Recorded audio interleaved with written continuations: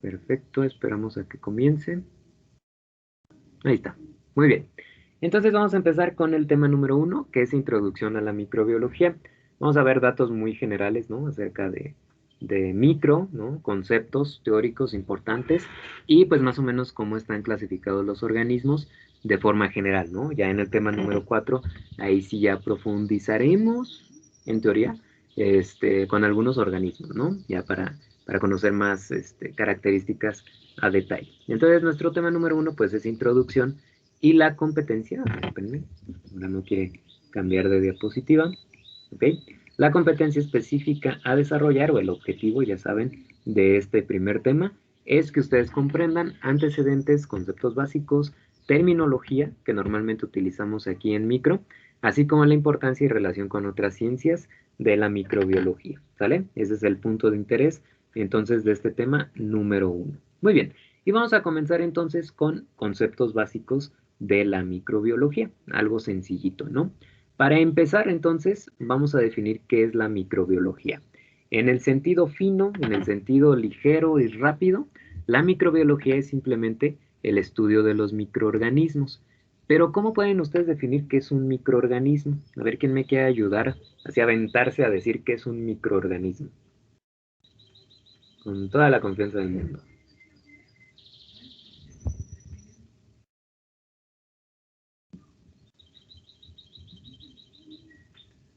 ¿No se animan? Nos va a tocar crear la ruleta del día de hoy. Yo pensaba que esa ruleta la odian y más bien como que les gusta. Me dijeron los de hace rato de orgánica, la ruleta nos encanta. Y yo, ok, bueno, pensé que los estresaba, pero creo que les agrada. Muy bien, ¿qué será un microorganismo? A ver, ¿quién se anima a decirme?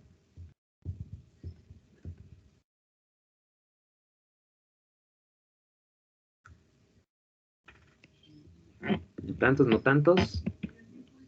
Tendremos que pasar a la ruleta. Quizás. Ok, nada, déjenme, escribo aquí sus nombres y borramos los de sus compañeros de orgánica.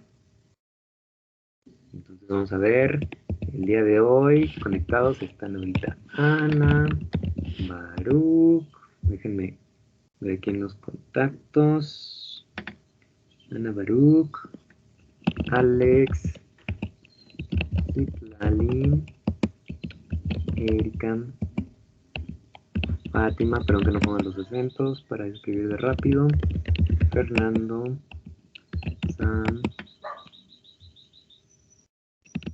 Sebas, Andrea, Andy, Karina, Cas, Sandra, Humberto. Tenemos equipo completo ahora sí. Ángel, ya aprendí, Miguel. Ángel, Morelia, Pedro, Fernanda. Tenemos a Fernanda y a Fernando. Ok. Renata, Su. ¿Quién me falta? Cindy, Erin y... Listo. Gracias. Muy bien, entonces vamos a empezar con nuestra ruleta. A ver, ¿quién me ayuda entonces para ver qué es un microorganismo? Ahí había una definición, pues ya se pueden dar una idea de qué es un microorganismo. Vamos a ver.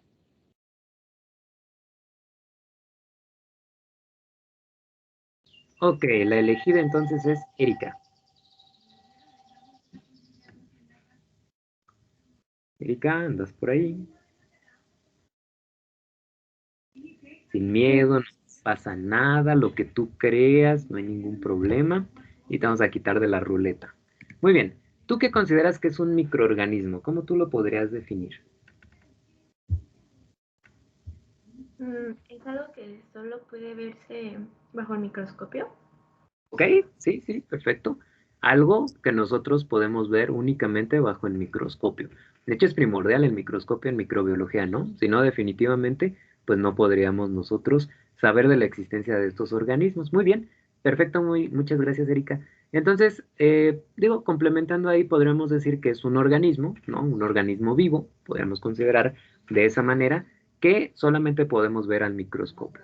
¿Por qué? Porque su tamaño pues es muy, muy pequeño, ¿no? Así es como podemos definir a un microorganismo. Entonces la microbiología pues es el estudio de esos pequeños organismos, ¿no? Chiquitos, que solamente podemos ver al microscopio. Pero también se incluyen a los virus, que es la siguiente pregunta. Entonces, vamos a girar la ruleta, vamos a molestar a alguien más. No se estresen, lo que digan está bien. Si me dicen, no sé, profe, no hay problema, ¿no? La idea es que estemos por ahí conversando. Ángel, ¿estás por ahí, Ángel? Aquí estoy. Muy bien. Chin, porque me tocó a mí. Muy bien, Sí, Ángel. ¿verdad? La Ay. pregunta es, el virus, digo ahorita sobre todo con todo esto del COVID, ¿el virus lo podemos considerar como un organismo vivo? ¿Qué opinas? Am, sí, yo creo que sí. ¿Ok? ¿Qué característica crees que lo hagan que podamos decir que está vivo?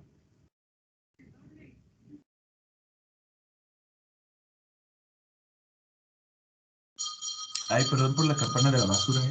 Ah, Este, no sé, yo consideraría como la parte del ADN, ¿no? ok, muy bien, muy bien. Esa es una parte. Tiene material genético. Ajá. Y Yo las estoy de acuerdo. proteínas. Muy bien. Me parece bien. Ok. Entonces, Ángel nos dice, podría ser, ¿no? Podría ser que lo consideráramos como un organismo vivo porque tiene ADN. Perfecto. Vamos a ver si alguien quiere ayudarnos. Digo, ya de forma voluntaria, ¿no? Con los virus. ¿Serán o no serán? ¿Qué dicen? ¿Estarán vivos o no estarán vivos? Bueno, más o menos tienen idea cómo funciona un virus, ¿no? ¿O no?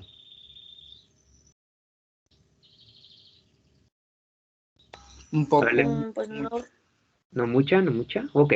Bueno, un Profe, virus. Ajá. ay, bueno, yo quería decir también que pues una de las cualidades básicas de que algo, o sea, de que algo sea un ser vivo es de reproducirse. No estoy segura si los virus pueden reproducirse, pero pues creo que se pueden replicar, entonces pues eso lo hace ser pues un ser vivo, o sea, un organismo vivo. Mejor dicho, imposible eso. Ahí está, esa es la respuesta, ¿no? Tiene material genético y lo vamos a ver allá, digo, en la cuarta semana, ¿no? Veremos a los virus. Pero tienes toda la razón. Una de las características de los organismos vivos es que nos reproducimos o replicamos. Entonces el virus, al tener esa característica de replicación, por eso es que lo consideramos dentro de la microbiología. Pero en el sentido estricto ya decir que está vivo o no está vivo, es complicado poder decir que en realidad está vivo porque el virus pues técnicamente no tiene ninguna función metabólica, ¿no? El virus simplemente es contenido genético adentro de una cápsula hecha de proteína y a veces tiene una membrana porque se la roba de aquella célula que ha infectado, ¿no? Entonces el virus está ahí encapsulado, solamente el material genético, pero no tiene ni enzimas que le permitan hacer glucólisis, ni ciclo de Krebs, nada, nada, nada en absoluto. Por eso no podemos decir que esté vivo. Pero al tener esa característica de replicación, por eso lo consideramos dentro de la microbiología. Y el otro punto por el cual lo consideramos dentro de la microbiología, pues no va más allá, es porque pues son muy chiquititos, ¿no? Porque están muy, muy pequeños. ¿Tienen idea más o menos cuánto mide un virus? Bueno, quizá el tamaño exacto está difícil, ¿no? Pero con toda esta, ¿cómo les diré? Mm, Ay, no sé cómo decirlo. Con todo este alegata discusión que existe entre el uso del cubrebocas y el virus que actualmente nos ataca, el SARS-CoV-2. ¿Creen ustedes que el cubrebocas protege de ese virus? ¿Qué opinan? no, bueno, según lo que se estuvo viendo al principio con los de los estudios de los cubrebocas, el virus era como demasiado, demasiado pequeño y podía pasar pues, por los, no sé Por cómo, los por los poros. orificios o no sé, ajá, por los poros de la tela o de cualquier material que estuvieran haciendo. Bueno, Ujú, según yo, por eso fue tanto estudio para buscar el más adecuado que no permitiera tanto el paso. ujú, perfecto. Muy bien, Karina. Exactamente, ¿no? Ahí está la cuestión y es quizá el problema, ¿no? De esto de que usemos o no usemos cubrebocas. Yo, haciendo personal, estoy a favor de usar el cubrebocas y les voy a decir por qué.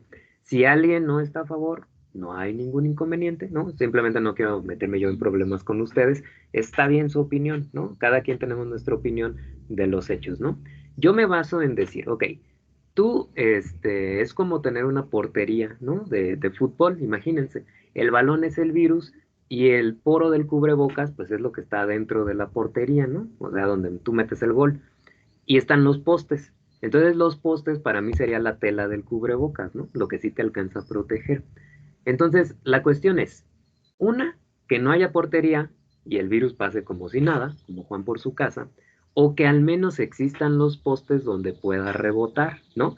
Por eso es que yo digo, pues si hay una mínima posibilidad de que por lo menos el cubrebocas te proteja eso, pues ni modo de que no me lo ponga, ¿no?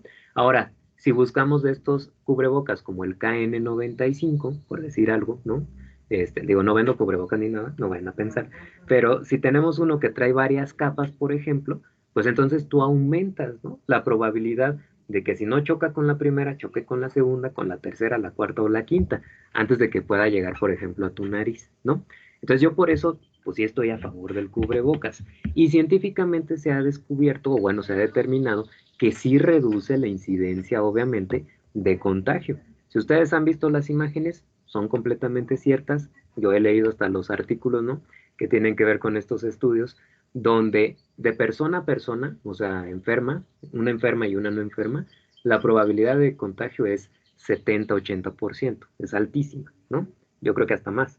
Pero cuando la persona no enferma trae cubrebocas, la no enferma trae cubrebocas, se reduce al 30% la probabilidad de contagio. Entonces ya no es cualquier cosa, ¿no? O sea, ya es cubrirte quizá un 50% de probabilidad de que te puedas contagiar. Por eso yo estoy a favor, ¿no? Eso en lo que baso el que yo esté a favor. Si todavía la persona enferma trae cubrebocas, pues hay mayor probabilidad, ahora ya no son solamente 5 capas, ya son 10, ¿no? Entonces se reduce al 3% de contagio.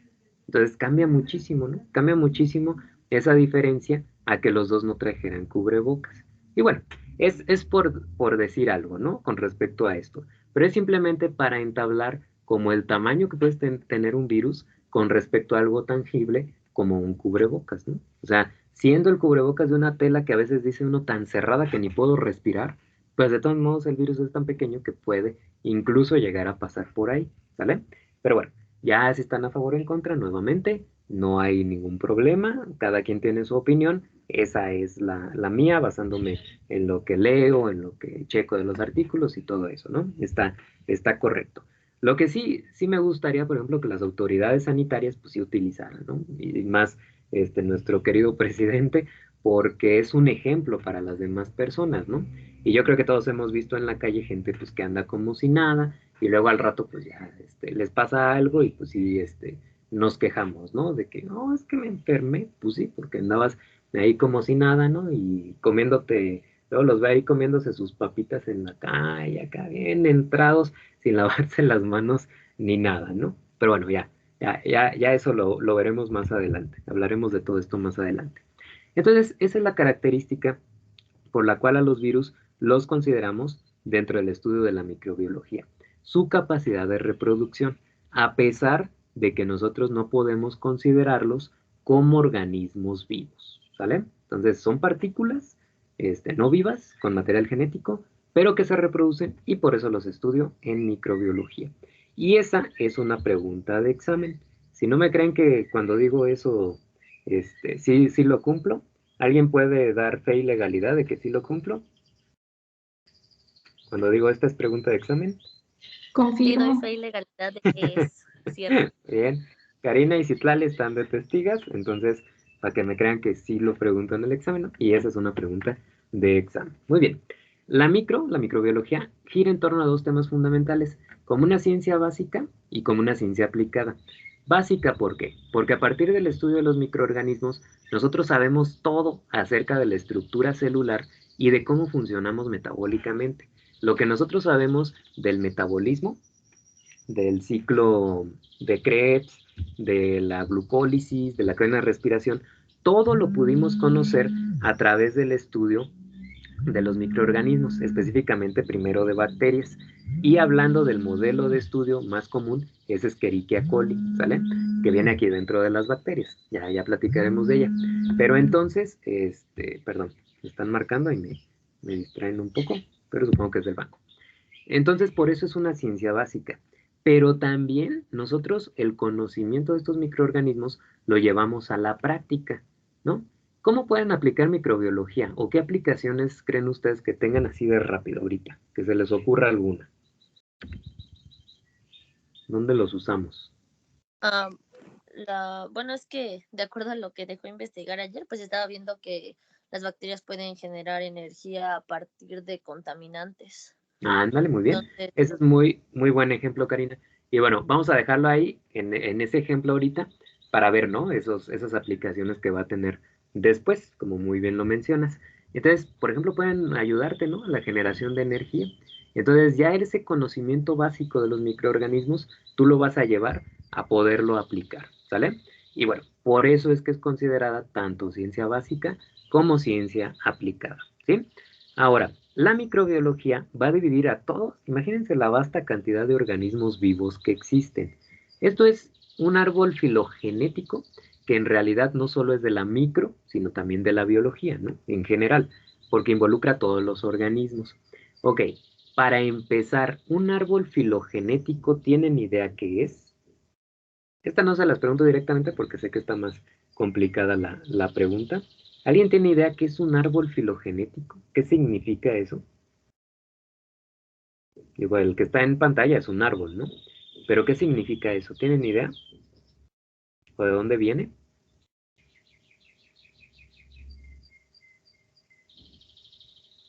Ok, muy bien. Puede ser como, no sé, un tipo de árbol genealógico, ¿no? Pero bueno, básicamente sería lo mismo, ¿no, profe? O sea que Sí. de todas estas, pues daría un organismo en común. Ok, perfecto. Sí, sí, sí. Estoy de acuerdo. Es como un tipo árbol genealógico. Muy bien.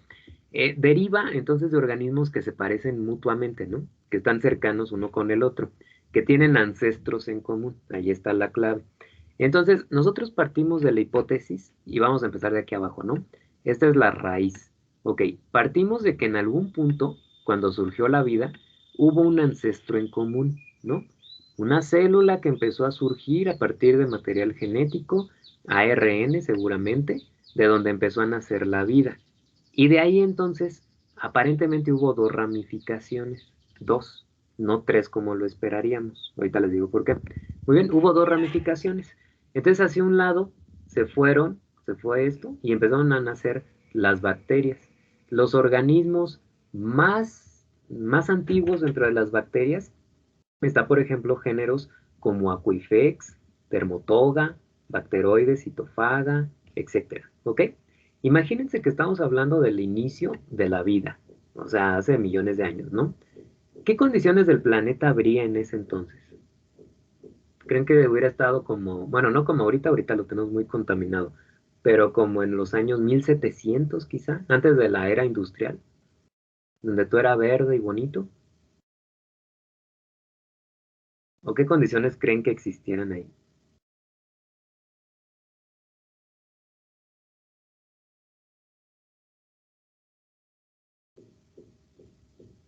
¿Ni idea?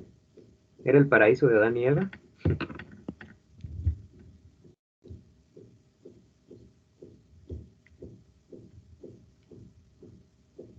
Bueno, vamos a la ruleta. Esto yo creo que sí me lo pueden decir. Vamos a la ruleta. A ver, ¿quién nos dice cómo se imagina cómo estaba el planeta en esos inicios?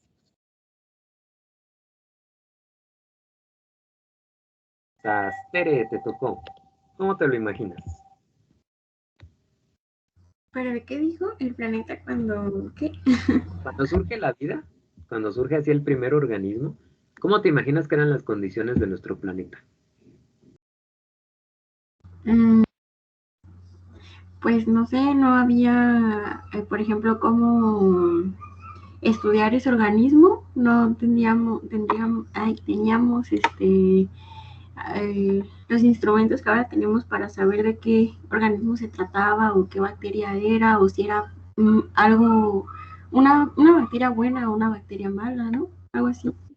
Pero ambientalmente, o sea, cuando surge la primer célula de la vida, digo, no existíamos nosotros ni los dinosaurios, nada, nada. Surge ahí la primer celulita viva, ¿no? ¿Cómo te imaginas que era el planeta? O sea, así verde, con árboles, mucha agua, no sé. Mm, pues pura microorganismos sin forma. Ok, microorganismos sin forma. Ok, muy bien. Gracias, Tere. Ok, ¿alguien más que nos quiera ayudar? Faruk. Profe, es que me acuerdo, bueno, creo que es como por los experimentos que se hicieron del origen de la vida, que era cuando, no me acuerdo de sus nombres, pero que dos científicos hicieron algo similar, de que suponían que la Tierra, o sea, que había mucha actividad, ¿cómo decirlo?, volcánica y que había muchos truenos y cosas así. Exacto, sí, sí, sí. Sí, a eso iba encaminado, ¿no? Quizá ahí con Tere no me entendió un poquito la pregunta, pero bueno, estamos hablando, sí, lo que dijo también es correcto, organismos que no tenían una forma bien definida, que apenas se iban formando, y ambientalmente ese hábitat pues era como lo dice Baruch, ¿no? Eso es lo que pensamos, digo, por cómo ha ido evolucionando el planeta, ¿no? Que después del surgimiento del planeta, pues ahí estaba las zonas volcánicas, como bien dice, se estaba creando el ambiente del aire como tal, entonces había truenos, relámpagos, y ahí surge la vida, ¿no? Entonces es lógico pensar que los organismos, las células, los microorganismos que empezaron a nacer en ese momento, a vivir en ese momento, pues son organismos que deberían soportar esas condiciones, ¿no? Esas condiciones a las cuales ellos vivían. Y es por eso que actualmente, todavía en nuestros tiempos, hay microorganismos que solamente pueden vivir en las zonas volcánicas, en los glaciares, en la Antártida, en el Ártico, a muy bajas profundidades en el agua, a grandes presiones osmóticas, ¿no? O sea, a esas condiciones tan extremas.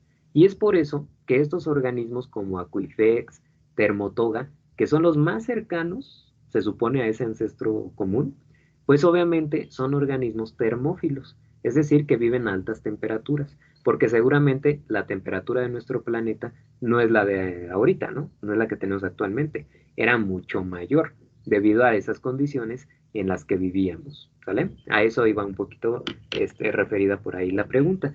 Entonces, hay dos ramificaciones, surge lo que es el dominio, ojo, así se llama, dominio, esta gran rama que yo tengo aquí, de bacterias, ¿no? Ahí engloba todas las bacterias. Y ahí yo encuentro a las que ya les mencioné, más proteobacterias, donde están todas las que conocemos normalmente porque nos causan enfermedades. Ahí está Vibrio cólera, ahí nosotros vamos a encontrar Escherichia coli, Salmonella, Shigella, Proteus, todas esas bacterias que normalmente ubicamos porque pues, suelen ser patógenas, ¿no? Ahí las vamos a tener. O gram positivas también. Ahí tenemos a organismos conocidos como los lactobacillus, que nosotros consumimos en los productos lácteos, ¿no? Ahí están, estafilococos, ahí vamos a encontrar al causante de la tuberculosis, a Mycobacterium tuberculosis, etcétera, ¿no? Bacterias que normalmente ubicamos un poquito más. Ese en el dominio de bacteria. En la otra ramificación, todavía siendo una célula de tipo procariote, resulta que hay una nueva ramificación, ¿vale? En este punto que nosotros vemos aquí. Déjenme, bueno, ya está bien así. Aquí todavía son organismos procariotes y aquí surgen todo el dominio, esta ramificación de aquí, que se llama arquea o arqueobacterias. Siguen siendo células procariotas, todas estas que nosotros vemos aquí, y que viven a condiciones extremas. Se especializan en vivir a condiciones extremas.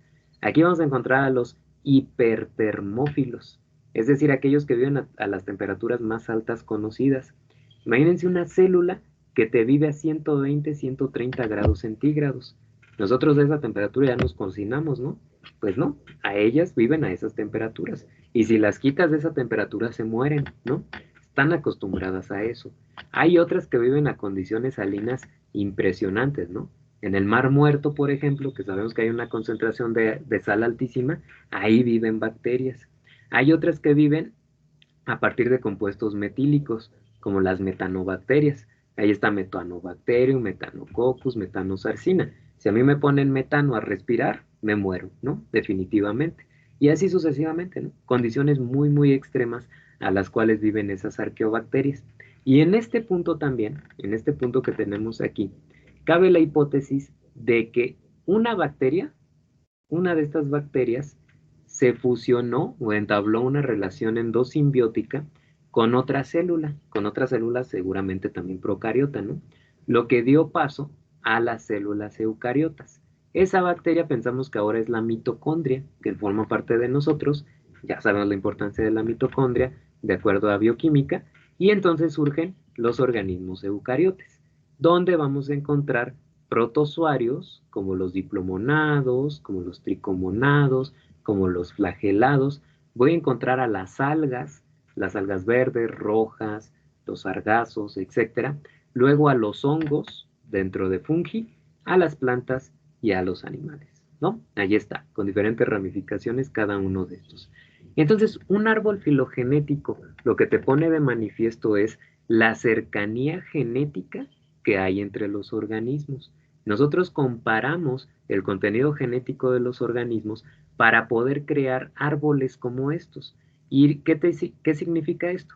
Que si yo hablo de espiroquetas, como estas de aquí, pues quiere decir que se parecen genéticamente, en contenido genético, a las proteobacterias, ¿no? Y que obviamente están muy alejados genéticamente de los hongos, de fungi, ¿no? Ahí sí no hay nada que ver. Cada quien se fue por su lado y no se parecen absolutamente en nada. Eso es lo que te pone de manifiesto un árbol filogenético. ¿A qué quiero llegar con esto? Que existen tres dominios de la vida, tres grandes ramificaciones dentro del estudio de la microbiología y la biología en general. El dominio conocido como eubacteria, el dominio conocido como arquea o arqueobacteria y el dominio conocido como eucaria o los eucariotes, ¿no? Estos dos, bacteria y arquea, son células procariotas y eucaria, evidentemente, son células de tipo eucariote, ¿sí? ¿Alguna duda hasta aquí?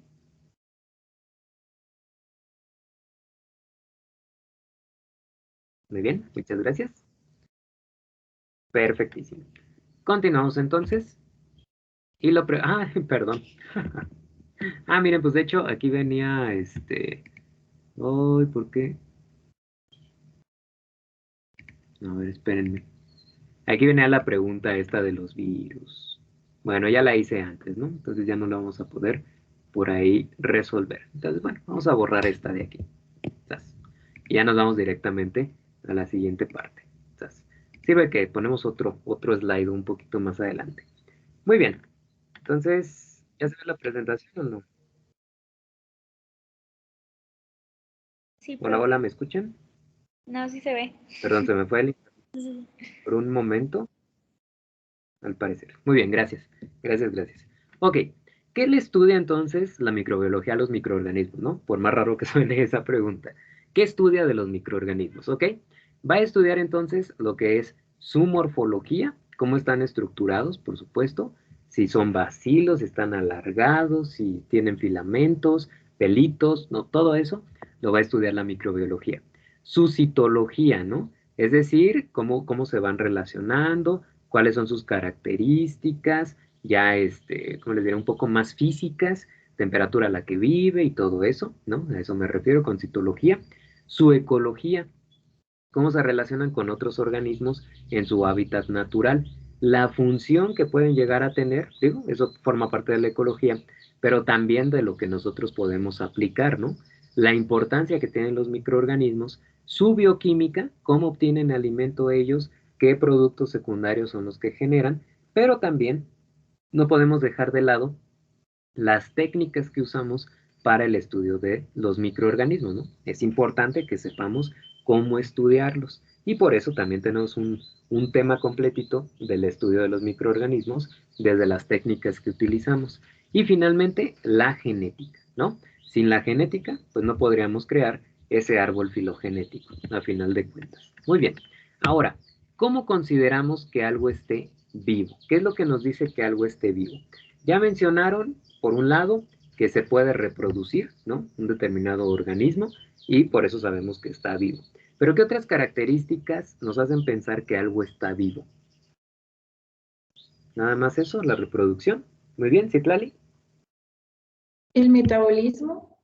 El metabolismo que tiene, el cómo obtenemos energía, perfectísimo.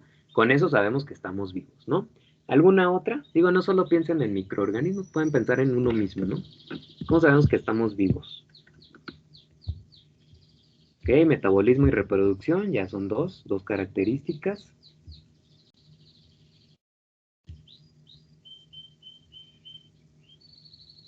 A ver. Ángel. ¿Será la respiración también?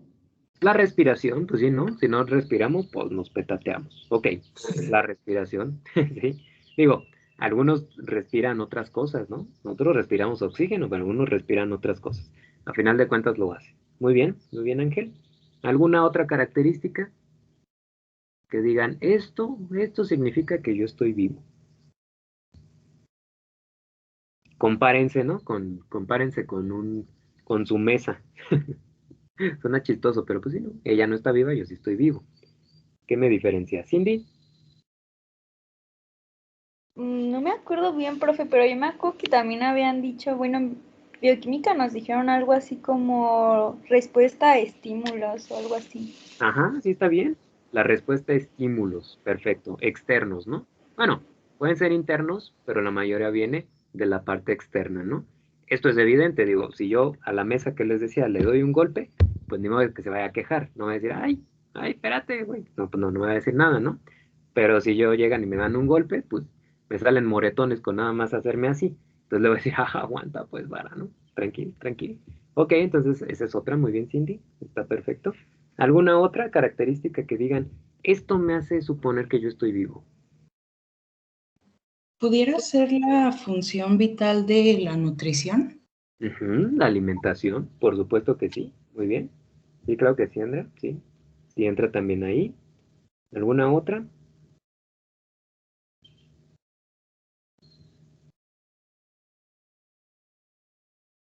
¿No? La individualidad. La individualidad, perfectísimo, esa es muy importante, ¿no? El saber que cada uno somos organismos independientes, ¿no? Sin embargo, por ejemplo, nosotros ya como organismo completo independiente, estamos formados de miles de millones de células, ¿no? Y cada una de ellas sí son dependientes una de la otra, lo cual conforma nuestro tejido. Pero a pesar de ello, cada una de estas células tiene su propia función y cada una de ellas obtiene su propia energía. Y no es lo mismo una célula del hueso que una célula de la piel, ¿no? Definitivamente. Muy bien, la individualidad es otra cosa, ¿no? Nosotros como individuos, de hecho, pues no nos parecemos uno con el otro, ¿sí? Digo, a menos, digo, sé que nos podemos parecer, pero no podemos ser exactamente iguales. ¿Ustedes conocen gemelos? Ya he platicado algo de esto, creo, allá en bioquímica, con sus compañeros que han estado conmigo. ¿Conocen gemelos o nadie conoce algunos gemelos? Gemelos o gemelas. ¿O ustedes tienen algún hermano gemelo, gemela? Sí, mis primos. Sí, conozco. Sí, conozco. Sí conocen, ok. ¿Son exactamente iguales? No. No, ¿verdad? ¿Qué No. características han distinguido entre ellos? ¿Qué podrían decir? Algunos gestos que son distintos. Ajá, los gestos, por supuesto. La altura. La altura. Ajá, la altura. Sí, muy bien, muy bien. Yo les cuento mucho, ¿no? Ese ejemplo siempre se los pongo de dos exalumnas que les di justamente micro, justo con ellas hablé de esto, Ana y, ¿cómo se llama la otra niña? Andrea. Y me llevo muy bien con ellas hasta la fecha, ¿no? Todavía nos seguimos hablando. Y yo les digo que yo llegué y, pues sí, son como las primeras gemelas así cercanas que conocí, ¿no? Y luego íbamos al laboratorio y eran bien bromistas. Entonces a veces pues se ponían en un equipo una y en el otro la otra y luego se intercambiaban. Y yo le decía a Ana, no soy Ana, soy Andrea. Y siempre me estaban molestando con eso, ¿no? Hasta que un día le dije a una de sus amigas, digo, oye, ¿cómo las distinguen, no? Llevábamos 2, 3 semanas, ¿no? Por eso todavía yo como que no le agarraba bien. Y dice, ay, profe, es sencillo, mire. Esta Andrea está un poquito más alta. Fíjese bien, ahorita están ahí juntas. Y ya volteé, y sí, evidentemente estaba un poquito más altita, ¿no? Una de ellas. Dice, aunque las dos son muy delgadas y altas, Ana estaba un poco más flaquita. Cheque bien, cheque bien. Y sí, por la complexión se veía un poco más delgada, ¿no? Y otra característica que me dijo es, Andrea siempre está sonriente y Ana por lo general siempre está seria. O sea, Andrea la volteas a ver y siempre está así como bien contenta. Y Ana está seriecita. No quiere decir que no sea alegre, pero está seriecita. Y sí, efectivamente, son características que distinguía a una y a la otra, ¿no? Totalmente. Y ahora ya me fue muy sencillo, ¿no? Después de eso, pues sí, empecé a distinguir. Y era bien sencillo, ¿no? Decir Andrea, Ana, y dirigirte a ellas como si nada, por esa diferenciación. A pesar de que tienen el mismo contenido genético, tanto una como la otra, pero expresado de forma diferente. ¿Bajo qué condiciones? Pues las que hayan crecido ellas, ¿no? Los estímulos, como decían hace ratito, probablemente fueron los mismos, probablemente, pero su cuerpo respondió de manera diferente. Y eso es lo que provocó esa diferenciación, ¿sí? Y por eso es que no tenemos organismos idénticos, a menos de que sean clones. Y a pesar de eso, si por ejemplo me dijeran a mí, te voy a clonar, ok, me clonan, estoy seguro que ese organismo clonado con mi mismo material genético no sería exactamente igual a mí, ¿no? ¿Por qué razón? Por las condiciones a las que vivimos, ¿no? Yo he estado en un ambiente de ciertos estímulos, no sé, en Morelia, en el TEC, etcétera. Si este organismo clon nació en un laboratorio y está bajo puros estímulos en un ambiente controlado como el laboratorio, seguramente será diferente, ¿no? Seguramente. Quizá es más gordito, quizá más flaquito, quizá no usa lentes en una de esas, ¿no? Puede ser, no sé, mil cosas diferentes que seguramente tendría ese organismo vivo, ¿sale? Entonces, son parte de esas características. El metabolismo, como ustedes ya mencionaban por ahí, respirar, alimentarnos, todo forma parte de lo que es el metabolismo. La reproducción, por supuesto. Incluso de aquí les voy a dar un spoiler, ¿no? De lo que es la microbiología y con los microorganismos. Nosotros pensamos en el metabolismo, luego, hablando de crear energía, ¿no? Pero la energía, ¿para qué se crea? O sea, una célula que está obteniendo por glucólisis ATP constantemente, bueno, glucólisis y respiración ATP, ¿para qué necesita esa energía o por qué esa, ¿cómo les diré? ¿Por qué querer esa abundancia de energía?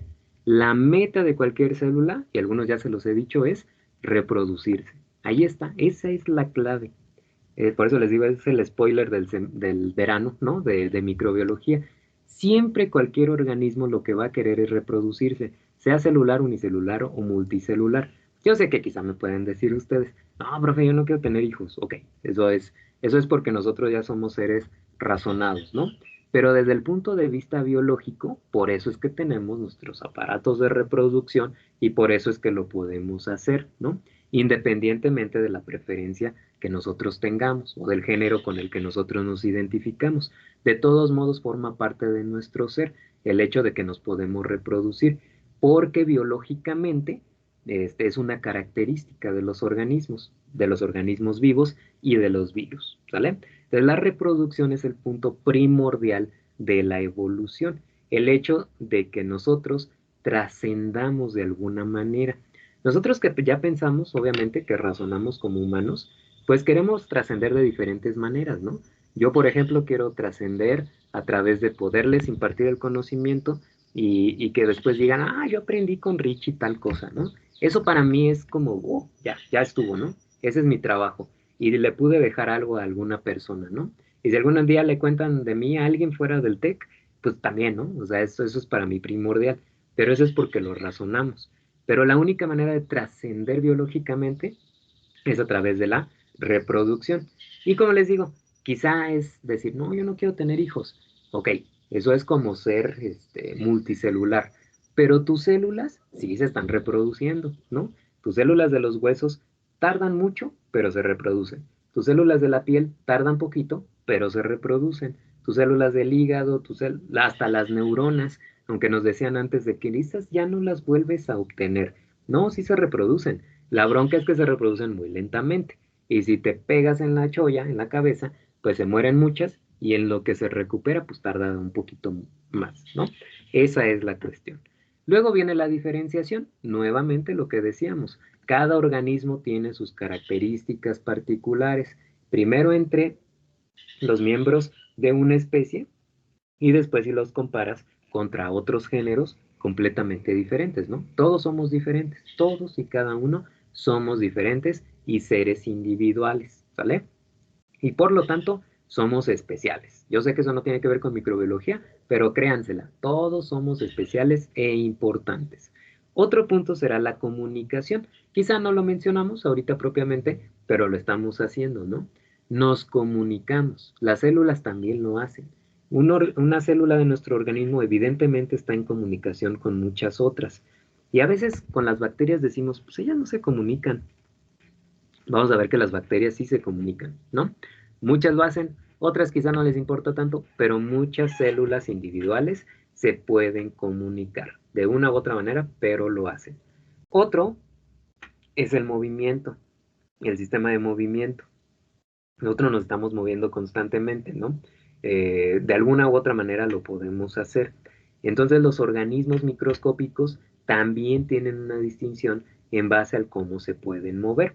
Y finalmente, la evolución.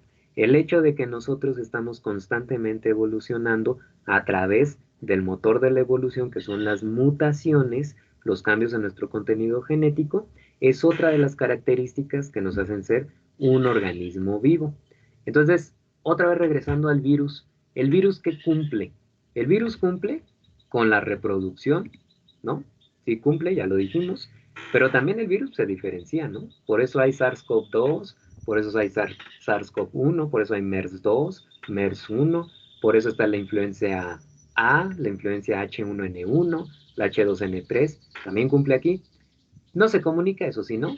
No se mueve, el virus no se mueve, pero sí evoluciona, ¿no? Entonces cumple con 3 características de los organismos vivos. La primordial es la reproducción, ¿no? Esta es la principal. Muy bien. Todos los demás cumplen con todas, ¿no? Evidentemente. Hay otra pregunta así muy, que a veces les hago muy filosófica, quizá, que tiene que ver una vez de que, pues, un ser vivo ha fallecido, ¿no? Ha muerto. ¿Cuándo podemos considerar que un organismo ha muerto? ¿Qué opinan? Es una pregunta así muy, muy filosófica, como les digo, ¿no? ¿En qué momento podemos decir que un organismo ha muerto? Puede ser cuando ya no presenta signos vitales. Ajá, sí, está bien. Que No, órganos vitales dejan de funcionar ¿con por qué un periodo. O sea, que sus órganos vitales dejan de funcionar por un periodo pues un poco largo de tiempo. Exactamente, ha perdido los signos vitales, ¿no? Dentro de estos que estamos por aquí nombrando. Pero bueno, la pregunta se las hago normalmente para hacerlos pensar, porque uno dice, digo, un paciente que está en el hospital, ¿no? Falleció, dicen ahí luego, falleció a las 11 p.m., ¿no? Por decir algo, porque el corazón dejó de latir y todo eso. Y entonces yo lo que les digo es, sí, pero ese organismo, esa persona, pues, estaba formada de células, ¿no? Y a pesar de que el corazón se ha detenido, pues muchas de las células siguen en activo, ¿no? Entonces sí como organismo multicelular ha dejado de existir, evidentemente, pero como organismo formado de células individuales, estas todavía continúan muchas vivas, ¿no? Obviamente va a llegar el punto en que como todo ha, ¿cómo les digo? Ay, se me fue esa palabra, así bien dramática. Como todo está como implosionando, pues, como todo se está yendo para abajo, ¿no? Como está dejando de funcionar, pues evidentemente las células también empiezan a dejar de funcionar, ¿no? Una con la otra, porque se necesitan entre sí en un organismo de este tipo. Y por supuesto va a llegar un punto en que todas se detengan. Biológicamente ahí es donde deberíamos considerar que el organismo ha muerto, ¿no? Pero, digo, cuando hablamos de un organismo multicelular, pues es cuando nosotros sabemos que ha perdido como ustedes dicen, los signos vitales, ¿no? Evidentemente. Pero bueno, es una pregunta así muy filosófica, ¿no? Que tiene que ver con la parte biológica. Entonces, una célula se comporta como máquina, pero también tiene funciones de codificación, que eso involucra su contenido genético. Como una máquina, porque siempre produce energía, porque te ayuda a sintetizar compuestos importantes. Pero nuevamente, la meta de cada célula es reproducirse, reproducirse. Por eso es que nosotros vemos aquí este punto en particular. Cuando hablamos del material genético, el material genético se transcribe para obtener RNA y luego se traduce para obtener proteínas y enzimas. ¿Para qué? Para ayudar a replicar el contenido genético y finalmente replicar a la célula. Esa es la meta de vida de una célula finalmente, ¿sale? Muy bien. Luego tenemos células eucariotas y procariotas. Para esto vamos a hacer una pequeña actividad, pero antes de esa pequeña actividad vamos a tomar un descanso. Muy bien. ¿Les parecen 15 minutitos de descanso? ¿Sí? Perfecto. Muy bien. Entonces vámonos 15 minutitos. Voy a dejar ahí el contador y regresamos en un momento. Vamos a regresar nuevamente. Vamos a hacer una muy breve actividad, ¿sale? Unos 10 minutitos para que ustedes platiquen, se desentuman un poquito de estarme escuchando acerca de la comparación entre células eucariotes y procariotas, ¿vale? Muy bien, entonces dejo de compartir acá y comparto el cronómetro. Entonces ahorita regresamos. Descansen un poquito.